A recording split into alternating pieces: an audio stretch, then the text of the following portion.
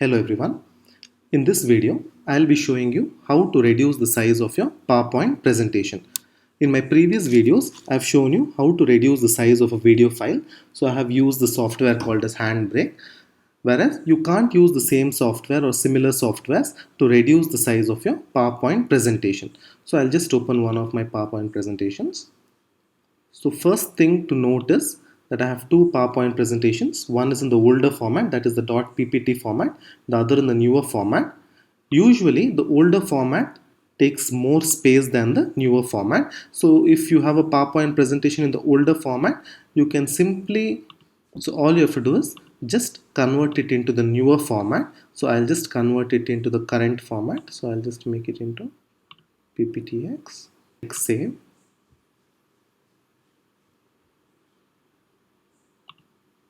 So here you can see just by converting it into a PPTX format, in this particular file it is hardly reduced, only 600 kilobytes have reduced. But in some PowerPoint presentations you may save up to 10% of the size. So if it was 35 MB, at least 3 to 5 MB this of the size will reduce.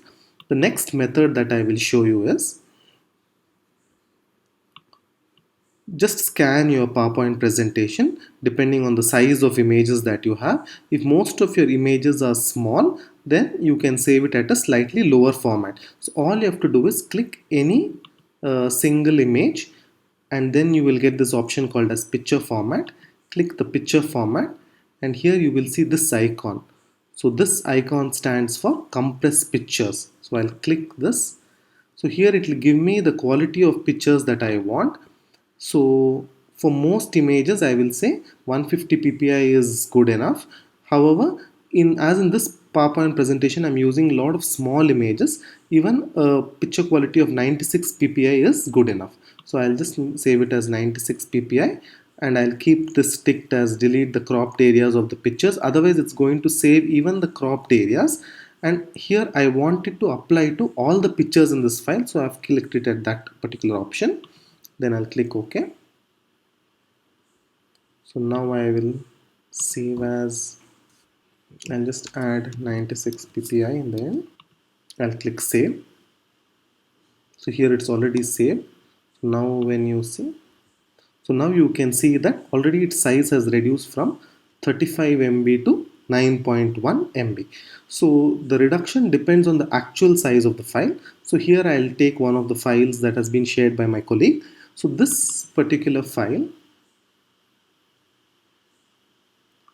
has higher quality images, and hence though it only has 78 slides, you can see that the size is around 180 MB. So the larger your file, the more the reduction in size is what you will see. So here I'll click file. So here what I'll do is I'll just choose any image, and I will just choose the picture format. I'll choose compress pictures, and here I'll choose 96 ppi. I'm not changing any of the options. So I'll click OK. So as it's a larger file, it may take some time for the software to compress the images. Then all I have to do is file and save as.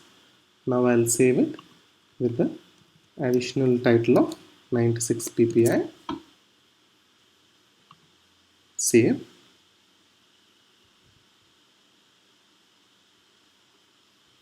Yeah. So now you can see it's already been saved. So I will just minimize this. So now you can see from 180 MB it's been converted into a 10 MB file. So if you are not satisfied with the image quality, so I'll just show you the image quality. You can see that there is actually no difference in image quality. You can even save it with a slightly higher format. I'll take the original file, that's 180 MB. I'll choose the same image. I'll choose picture format. I'll click compress, but now I'll choose 150 ppi. I'll click file, save as. I will add the suffix 150 ppi, and I'll save it.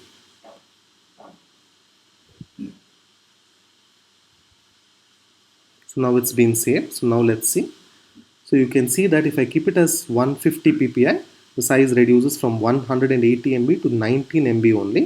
If I make it 96 ppi, so it will reduce it by half again, so it becomes just 10 MB. So depending on the file size that you want, you can choose the ppi that you expect.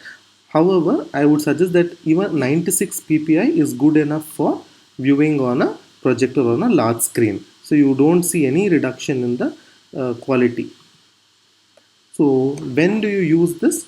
Sometimes when you want to upload your presentations or you want to mail someone your presentations, it is very difficult to send large presentations. So that time it is very suitable, and it is even suitable as most of the time any presentation that has around 40 slides and is more than 40 MB, it will literally mean that the image sizes are very large and you will not be using them in your regular classes unless you are used to enlarging your images in between the class. Thanks for watching. Click subscribe and click like if you like the video.